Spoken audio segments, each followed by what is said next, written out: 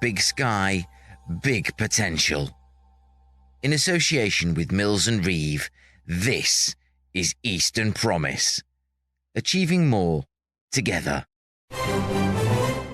Welcome to episode 92 of the Eastern Promise podcast, returning to the Norwich Food Science Supercluster Summit, Eastern Promise's landmark event, showcasing the power of the unique assets in industry, agriculture and research clustered around the city.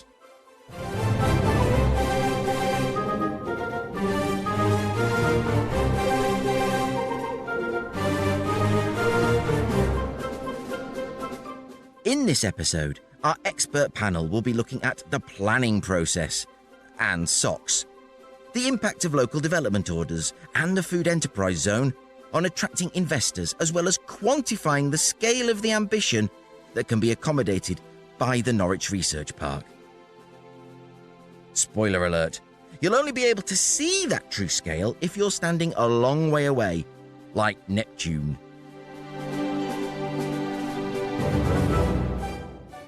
And finally, our centennial instalment is just 8 episodes away. So, how should we mark this milestone? Let's find out with some cork-poppin' CROWDSOURCERY.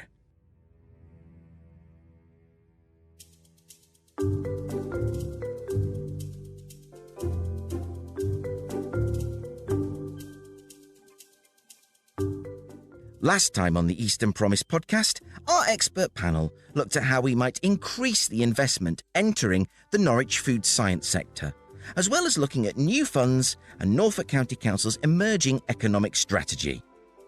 The previous episode looked at how colleges, universities, businesses and charities, like the Royal Norfolk Agricultural Association, can ensure that the Norwich Food Science Supercluster has a steady supply of the right mix of skills. These episodes have proven so hot, I need oven gloves just to handle them. And this week will be no exception, even though we're talking about planning. Oh. Yes, we are.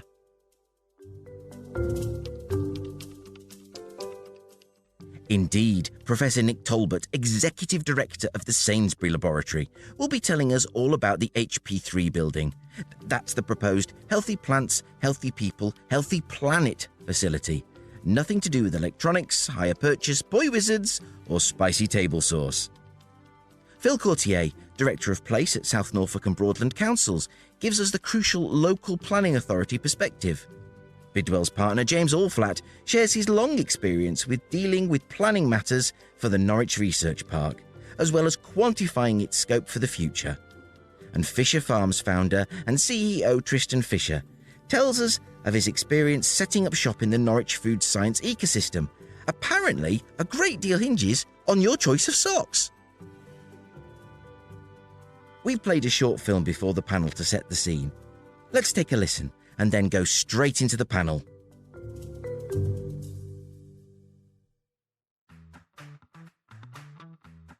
One of the things you need is the right accommodation for all stages of a company. We've got planning consent for a 62,000 square foot lab and office building. We're submitting planning consent for another one that's going to be next door to that. That's 52,000 square feet.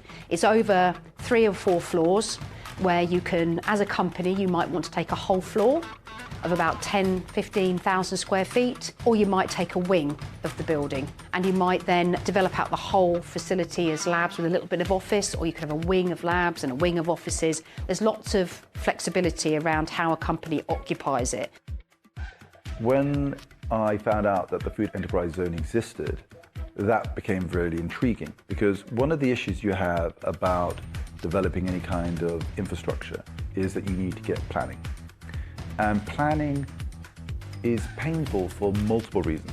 By having a food enterprise zone in place, it basically allowed us to go to the site and say, okay, this is where we're going to go. There was no risk in terms of, is this the right place? We could get on with it straight away, so we didn't have to wait 12 months to sort of figure out what it was going to be. And we knew what all the planning conditions were before we signed up, rather than, are we going to get planning at all? Now we're going to start from this end this time. We're going to start with Tristan. Hi everybody, I I'm Tristan Fisher, and I am the founder and CEO of Fisher Farms, which is at the Food Enterprise Park. We are a vertical farm business. Fisher Farms, which is at the Food Enterprise Park, is our Farm 2. It's about a 4-acre building, and in that 4 acres of building, we can produce about the same amount of food as about 1,000 acres worth of British farmland. So vertical farming is a very, very interesting sector, and we are there explicitly because of the Food Enterprise Park and the LDO scheme, which was put in place in order to make that happen. So that was a fantastic initiative by the local authorities here. James. Everyone, I'm James Allflat, partner at Bidwells, proud to be main sponsor of the event today. Bidwells is, for those that don't know, is a large property consultancy based across the UK. It has particular expertise in the Oxcam Arc, very much the key part of lobbying government for the scientific superpower and the experience they've gained in the Arc. We're obviously more local to that. Here in Norwich, we have a wealth of commercial building and planning teams that have had many decades of knowledge and experience of development on the research park. I can't believe anyone doesn't know who this is. Phil Courtier. Good morning. My name is Phil Courtier, and I am director at both Broadland and South Norfolk councils, which is one of the local authorities that Tristan was referring to, and a director of the Greater Norwich Partnership. And lastly, Nick. Hi, I'm Nick Talbot. I'm Executive Director of the Sainsbury Laboratory. So we're in Discovery Science Institute. We're interested in understanding why plants succumb to diseases and how they defend themselves against those. How does plant immunity operate? And we're one of the institutes on the Norwich Research Park. If you want to know the level of discovery that comes out of the Sainsbury Laboratory, ask them to show you their break room ceiling, because there's a great story that I won't go into now, but there's a great story behind that, and I hope Nick gets to tell it. So, Tristan, do you want to kick us off with what brought you? You've alluded to it already, but what brought you to the Food Enterprise Park here? It was specifically the FEZ, wasn't it? Yeah, so I think one of the issues you have as a company when you're trying to sort of build out and develop a big project is where to go. And there are lots of places which we could have gone. And Farm 1, for example, is near Lichfield. And so the natural place for us to have been would have been somewhere in the sort of the Lichfield, sort of Birmingham area. But we're not there. And we're not there because it is so painful to get planning permission. Planning permission is basically a lottery. So you've got to find a site. You've got to negotiate with the landlord about that particular site. And then you have to go through a series of tests to get planning permission at the end of the day. And they say set lots of tests. Do you have all the right permissions? Do you have all the right environmental surveys? Do you have all the right agricultural surveys? And you sort of go through all these tests. And as you go through these tests, you're literally writing check after check after check. It's like, somebody says, wouldn't it be fascinating to discover whether there's an Anglo-Saxon archaeological site here? And so, yeah, let's ask the developer to look into that. And like, great, £50,000 later, nope, there is no archaeological site there. And nobody actually really thought there was going to be an archaeological site there, but nobody's done the site research there. So they thought, well, let's just get the developer to pay for it. So you go through all these different tests, and then you get to the planning permission side, and you have this committee.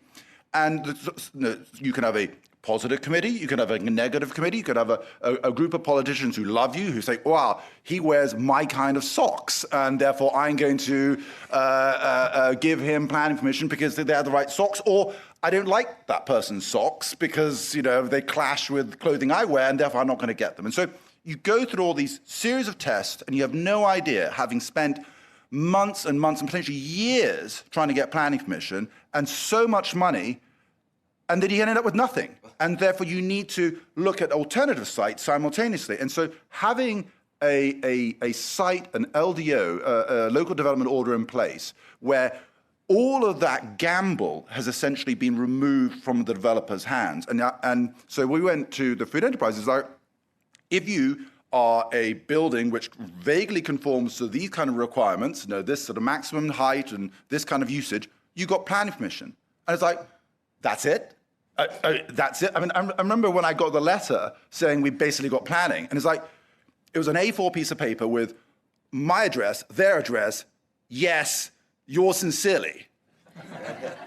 And that we loved your socks. And that you love my socks, exactly. And so that's the way to do it. So if you want to attract businesses to your local area, this is what you do. You actually do the hard yards in advance. You create, it doesn't have to be a planning for food enterprise, but it can be for other things as well. It can be for commercial buildings. It can be for housing. It can be whatever it is.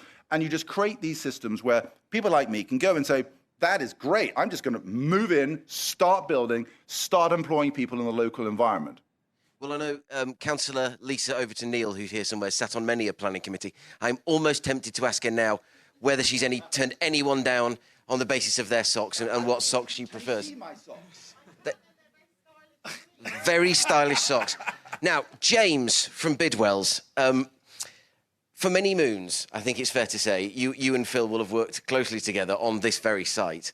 And could you tell us something briefly about that? And what I really want you to delve into, and we've said this before, what is the scale of ambition that this site, that the Norwich Croissant, if you will, this is your fault, Alex, the Norwich Croissant, if you will, can accommodate? Yeah, thanks, Mike.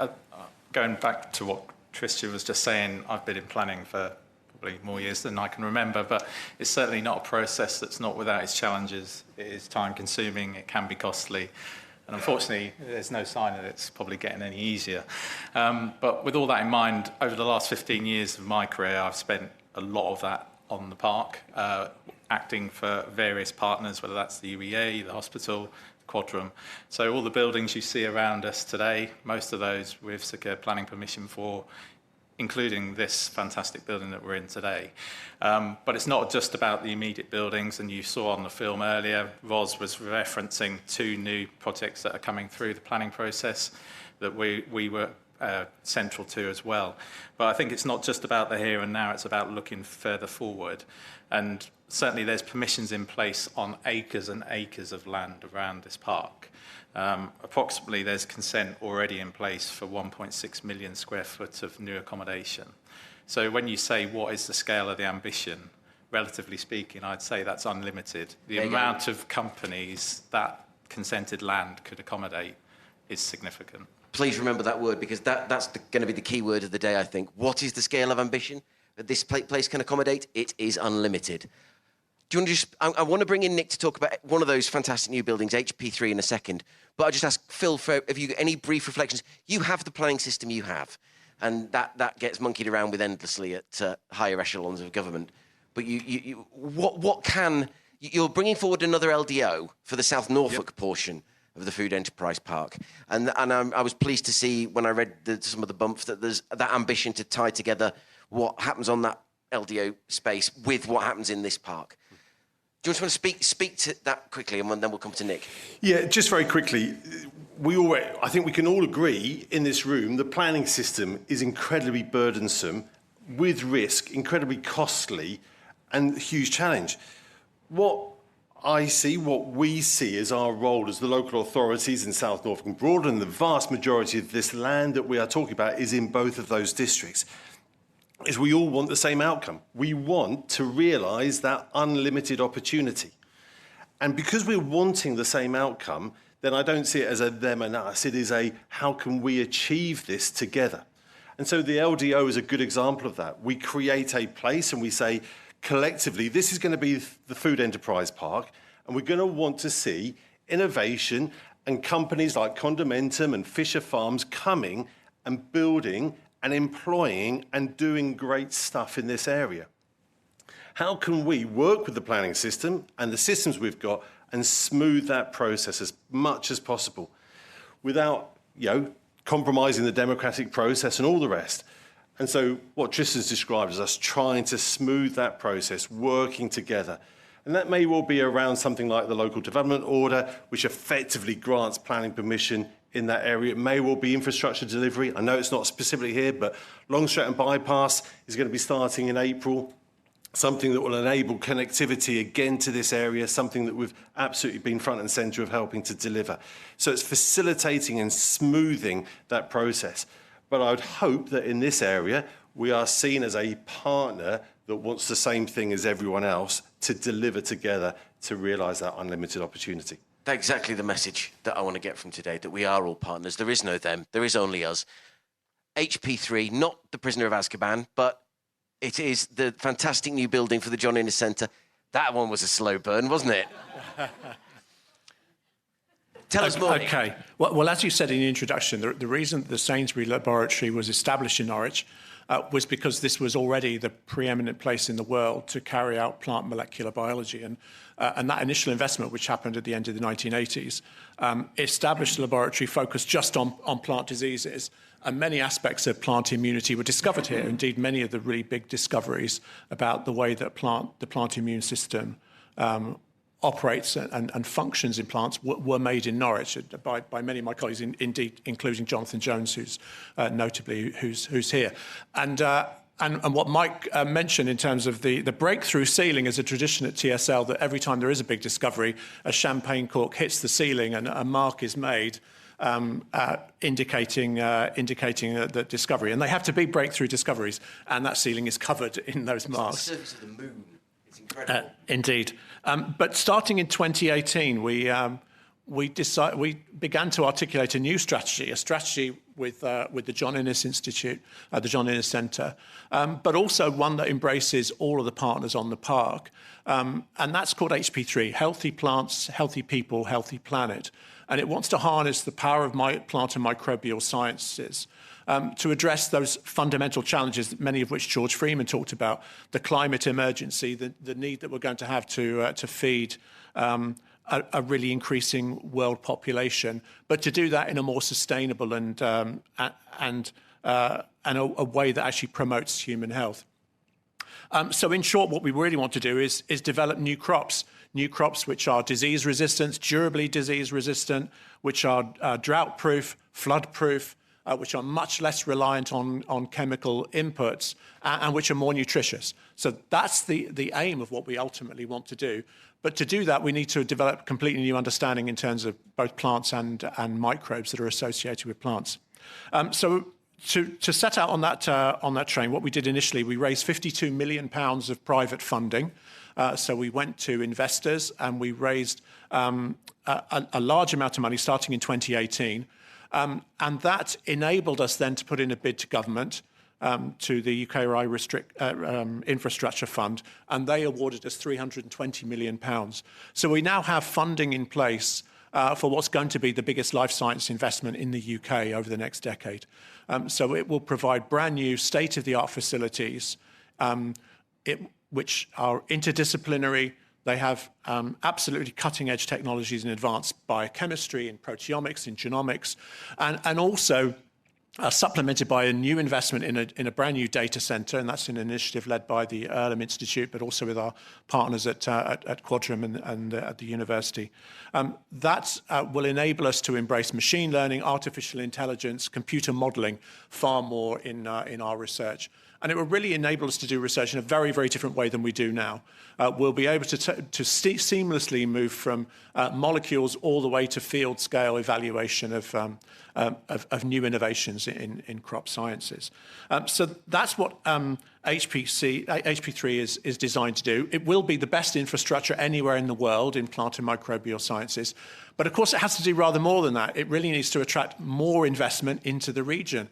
The way in which it's designed, too, is to enable us to carry out far more collaborations with industry, to develop much more spin-out activity and spin-in activity, so to enable industrial partners, commercial partners to collaborate with us at every stage of that discovery pipeline. And we're very excited about the opportunity to do that.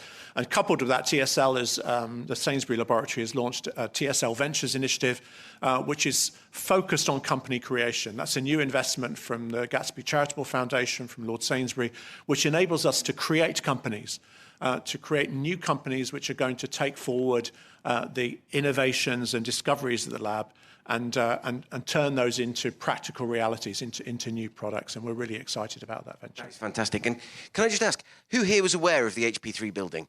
You just have a quick show of hands. Well, that's pretty good, but we can do better. And, you know, you're saying what a fantastic facility is coming forward. James, what excites you about the future of the park? You've told us the ambition's unlimited. What, from your point of view as a planner, how are you excited to see the park evolve? I think because the essential ingredients are there. I think we've heard already this morning the amazing work and world-leading work that goes on here. I think the planning framework is there. I think equally, I'm sure Phil don't mind me saying this, you've got a proactive and very supportive local planning authority that I thought you might be, that allows timely planning decisions where they're needed. And as we've seen with the Food Enterprise Park, the LDO is being a very big success. I think for me, the excitement is the latest raft of new developments coming through with Grow On Building 1 and 2 that was mentioned in the film.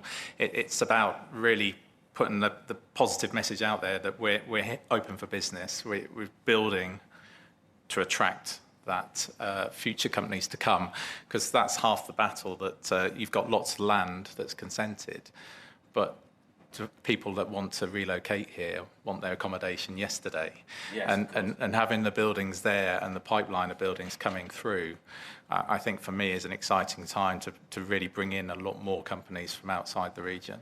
So Tristan, what do you need from the Norfolk, from Norwich, from people like Phil and Nick and James and everyone here to keep Fisher Farms investing, to grow what you're doing here and expand and make, you know, I'm not saying we're going to steal Farm 1 from Lichfield, but what can we do to really encourage you to go out and sell Norfolk for us? Yeah, it's a really good question. So fundamentally, you know, when we're looking at, you know, developing new farms, one of the key issues is speed, and speed basically, you know, the longer it takes to develop a farm, essentially the longer we have to waste working capital before we actually get to the farm. So there's a planning permission side. So, you know, if you can speed up the planning permission, you know, that helps.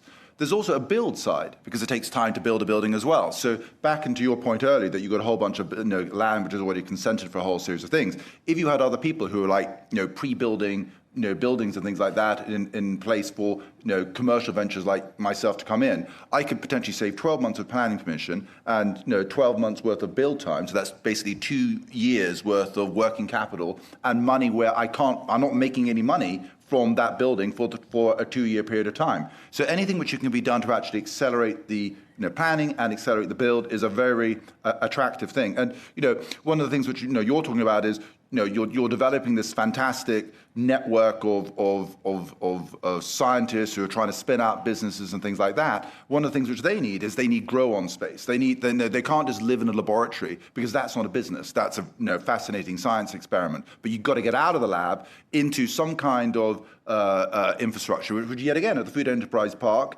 there is a really nice sort of 13, 14 unit sort of mini, you know, structure, which is sort of, you know, food grade service and stuff like that. But essentially you need more of those kind of things to allow your, you know, entrepreneurial scientists to basically create a company out of the idea, spin that out into a premise so they don't have to waste time going down that process. And so anything which you can do and encourage that build. So that's one. The second thing is energy is really, really important. And at the moment, energy prices are insanely high. They're absolutely crazy high. But you've got a lot of land here which you could use for solar, and you've got a lot of land here which you can use for wind. And the great thing about wind and a great thing about solar is that if we could have planning consent, planning permission, where the building, you build a building with the rights to build enough power for that building, you know, just given as permission, then you could pop up a wind turbine with solar panels on the roof and stuff like that, and that would be a self-contained energy unit. So, you know, that would be a significantly lower cost of electricity than buying it from the grid, because one of the issues you have now is the grid charges are insanely high. They've increased sort of, 6-7 times just in the last 12 months, just on the grids, you know, the grid charges, let alone what's actually going on to the underlying base power of electricity. So if you can have your own self-generation of power and get planning permission to be able to do that, that would be a very attractive a sort of component of that as well. So if you can get the buildings built quickly, planning fast, either pre-building built, or there's certainly having your own self-generation would be a real benefit in terms of keeping price and the cost of the cost economics as low as you possibly can. With regard to what Tristan's saying about places like the Broadland Food Innovation Centre, I'm looking at Phil, I'm looking at James. Where does the first step come from? Because somebody has to be the first one to say, we should do this. And then from those conversations, people like James are brought in, people like Phil are brought in. Where does the first step happen? I don't know. It's often, it can sometimes simply be a conversation in the office and someone comes up with a good idea. Nina's here sitting next to Lisa, and Nina was instrumental in the food enterprise zone, which then led to the food enterprise park, which then led to the local development order, and any other acronym you can think of. But it's often, it can be as simple as that someone says, I've had this idea, what do you think? And it can go from there. But it's then often a case of marrying up that with potential funding streams or private sector partners or other organisations that have that same ambition. But it's also sometimes taking a bit of a risk and say, we've got an idea, there's not necessarily a funding stream for it yet, but why don't we progress it? So it's that phrase of something that's oven ready. So when something does come on stream, you can go for it. But yeah, it's as simple as that quite often. Well, I've had an idea for a recording studio that you might... Thank you. No, I like the sound of that. Nick, Jerome Mayhew, MP for Broadland, was supposed to be on this panel. Sadly, he couldn't make it. But we're very delighted to have Tristan. In fact, he's really injected some oomph into this, some rocket fuel into this.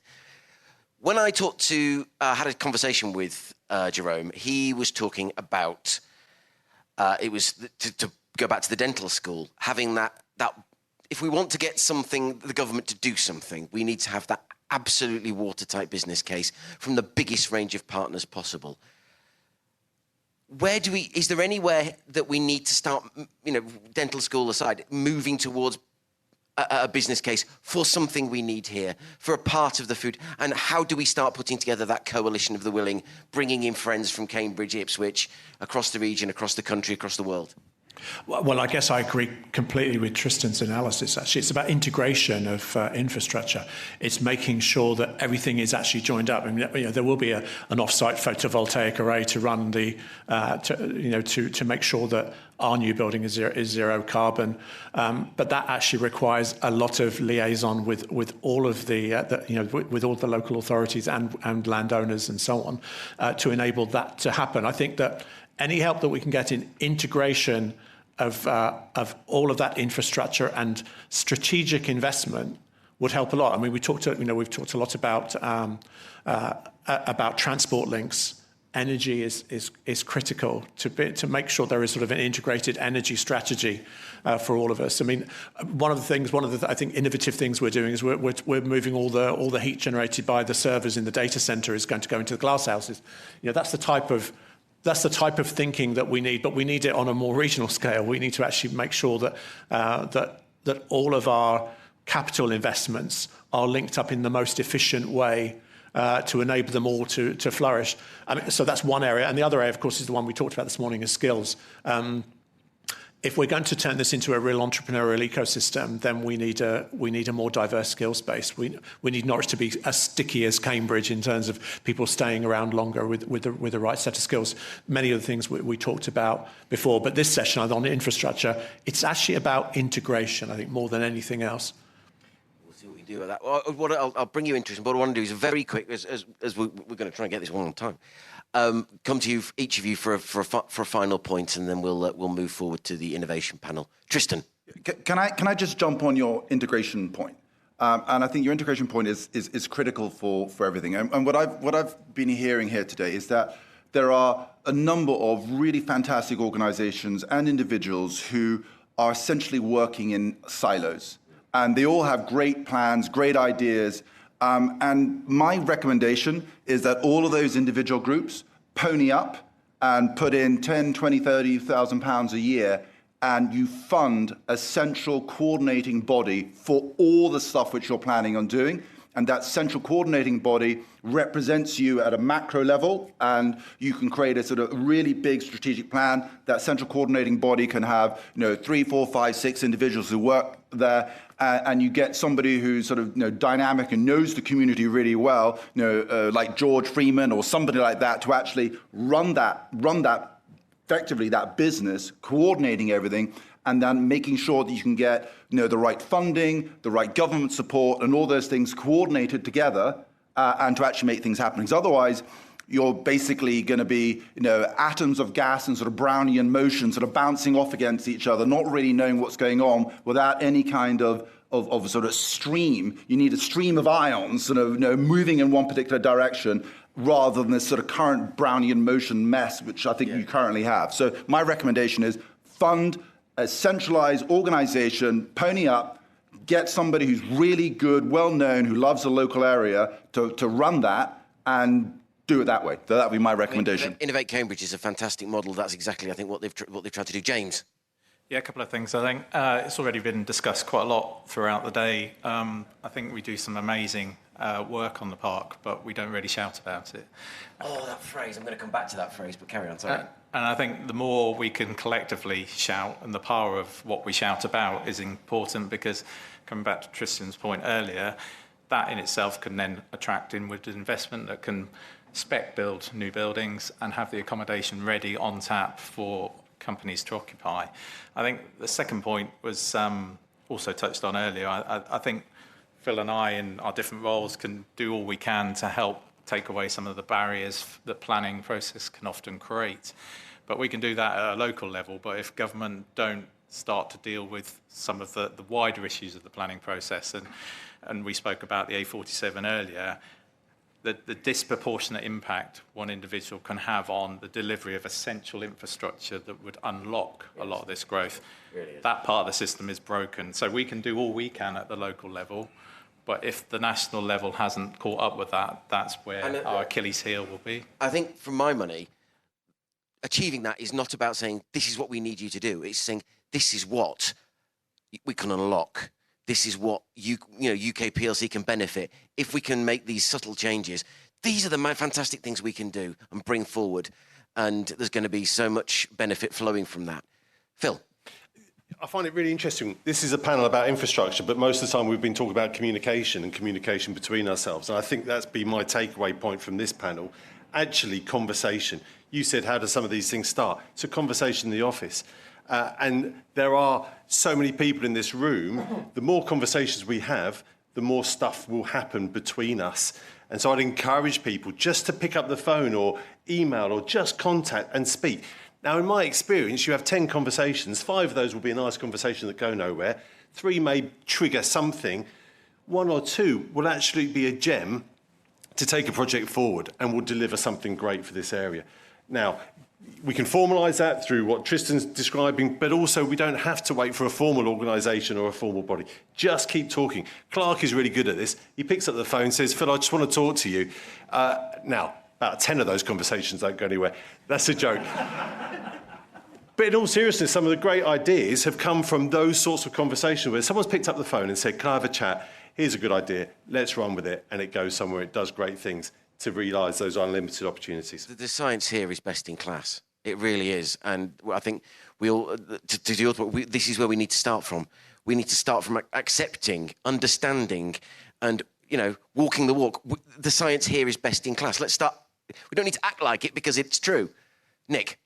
So I think that the two take-home messages. The first one is that we have a tremendously exciting scientific investment coming to Norwich, and it really is at a scale which is unprecedented for this region, but actually unprecedented in the UK. There hasn't been a life science investment of this scale outside of biomedicine anywhere in the UK.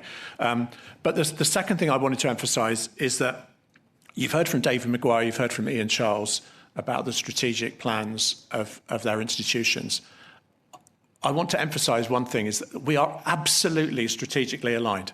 All of the institutes on this part, the Erlen, the Quadrum, the John Innes Centre, the Sainsbury Laboratory, the university and the hospital, we are completely aligned. We are as one in our ambition to make this site absolutely world-class and preeminent, and to address the challenges that the planet faces. So I just really want to make that point.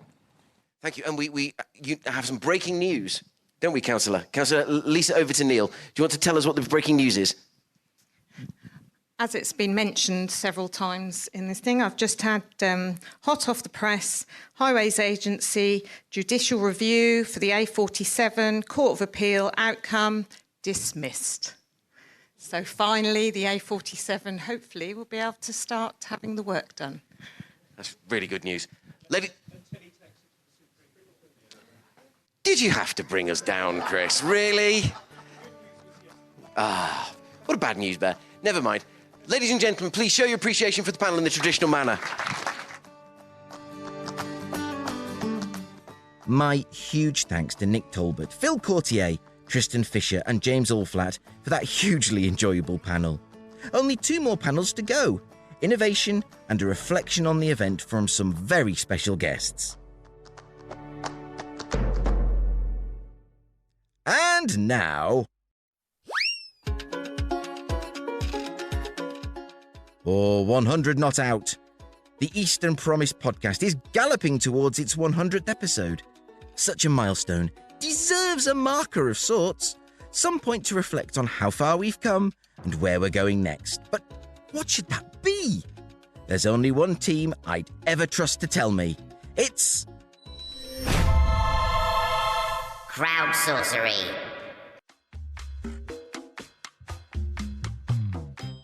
Yes, CROWDSOURCERY. Now, you may not know this, but I also produce a podcast for the University of East Anglia's Civic UEA programme, which I enjoy doing immensely, especially as I get to work with my podcasting buddy, Dr. Johanna Forster, Pro-Vice-Chancellor for Civic at the UEA and Associate Professor in the Environment and Global Development. Says Johanna, what an achievement, Mike. Cheers to that milestone. Thank you, Johanna, and I look forward to our next recording soon. You can find the Civic UEA podcast by going to civicuea.podbean.com.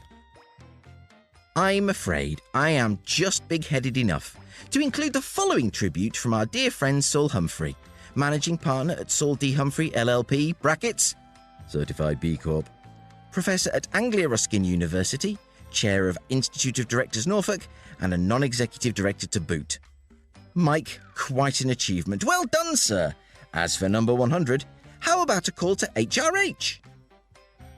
Now, I presume you don't mean HR Haulage of Derby, Saul, since I'm marginally more likely to get a response from them. Our good friends at Mills & Reeve have several suggestions, meanwhile. Firstly, Gemma Hoskins, Senior Business Development Advisor, who uses an emoji in her message, which I have translated into sound for you. Let's see if you can spot it.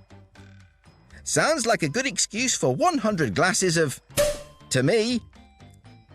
Thank you, Gemma. And now Deborah Dawson, bridging legal solutions with new partnerships for Mills & Reeve. Lots of ways to celebrate, Mike. Well done you for reaching your imminent milestone. Incredible achievement. OK, says Deborah, my 2 pennyworth of suggestions. Number 1, you could take your top 5 highest downloaded episodes and take snippets from each one. A great reflection on some of the amazing and diverse conversations you've had, and a way to go back through some really insightful interviews. I like it. Number 2, also get your loyal listeners to interact. They could leave a voice message on why they've loved listening to your podcast. A good way of getting listeners actively involved in the 100th episode. OK, folks, you've heard it here first. Send me your centenary messages of joy and love for the East of England and why you enjoy listening to this podcast. You can DM me with an audio message on LinkedIn, or also through DMs on LinkedIn, ask to become a part of the CROWDSOURCERY. Thank you. The CROWDSOURCERY WhatsApp group, and send a message that way. Go on. You know you want to. Meanwhile, Tarquin Bennett Coles, Senior Partner at SCI Partners, Advisor for Little Bean Journey, Pro Bono Mentor for the Homerton Changemakers, and Careers in Healthcare Supporter for the MBA and EMBA students at the Judge Institute, has a much more worthy suggestion. A blood donation drive from 100 people, 1 pint per episode. I will start with one this Friday. Congratulations, Mike Rigby. And, dear listener, he did. Congratulations, Tarquin. We salute you for your 93rd donation. And if you make it to 100, I'm definitely going to join you. And now, let's head over to the CROWDSOURCERY WhatsApp group and see what wisdom emerges from the Crowd Sorcerers Supreme, who are rewarded for their hard work with their very own jingle, thus. The Crowd Sorcerers Supreme!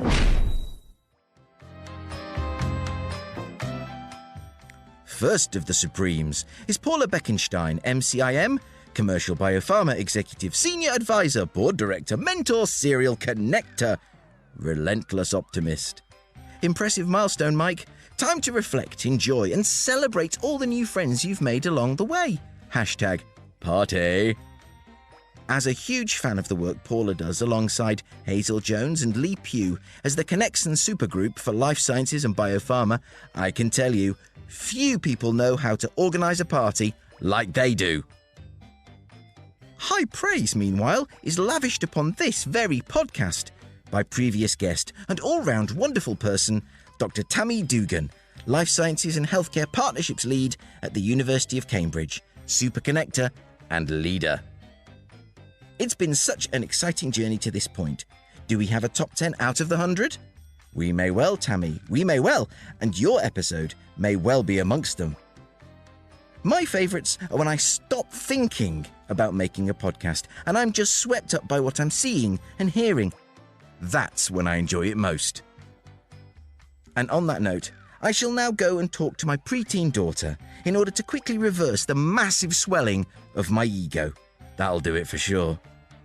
Before I do, let me thank our infrastructure panel once again.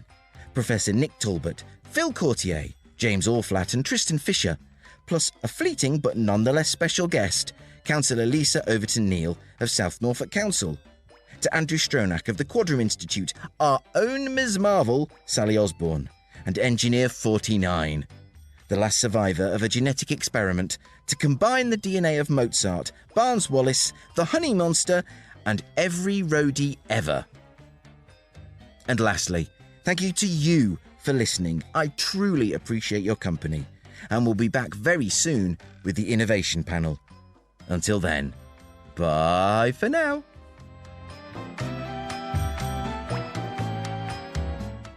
To hear other episodes of the Eastern Promise podcast, and to find out more about what we do, go to our website at easternpromise.org.uk.